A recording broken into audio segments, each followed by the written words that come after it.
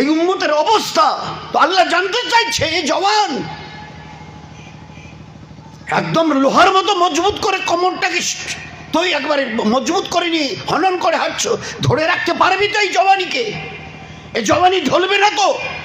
যদি না ঢলে তো ঠিক আছে, আর যদি ঢলে তো তার আগে কিছু করে নাও, নয়তো সব হারাবে সেই দিন, সব হারাবে। শুধু জওয়ানি নয়, এসপারের ওসপারের সব কিছু হারাবে সেই দিন।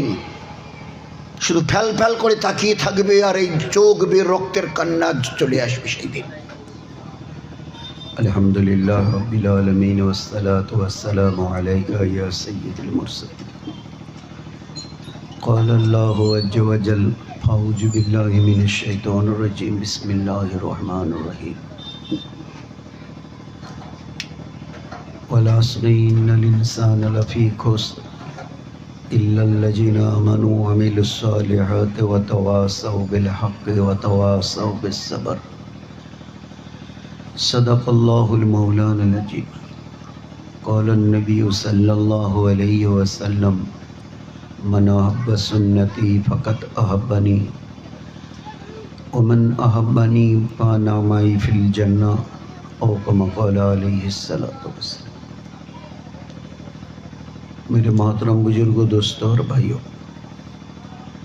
আল্লাহ জল্লে জালালু আম্মান ওয়ালুর এত বড় দয়া আমাদের প্রতি যে এ ঋণ জীবনে কখনো শোধ করতে পারবো না। সমস্ত সৃষ্টির মধ্যে আল্লাহ আমাদেরকে সবচাইতে সেরা বানিয়েছেন। এতে আমাদের কারো কোনো বাহাদুরি নেই। যে মানুষ হয়ে দুনিয়াতে এসেছি, তো আমরা নিজেরা নিজেদের ইচ্ছায় কেউ আসিনি, আল্লাহ বড় দয়া করে মানুষ করে পাঠিয়েছেন। এটা তারই মেহেরবানি।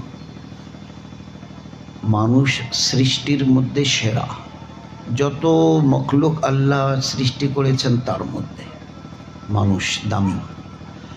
আর তামাম দুনিয়ার মানুষের মধ্যে ঈমান যাদের আল্লাহ দিয়েছে তারা ওদের থেকে আরো অনেক বেশি দামি।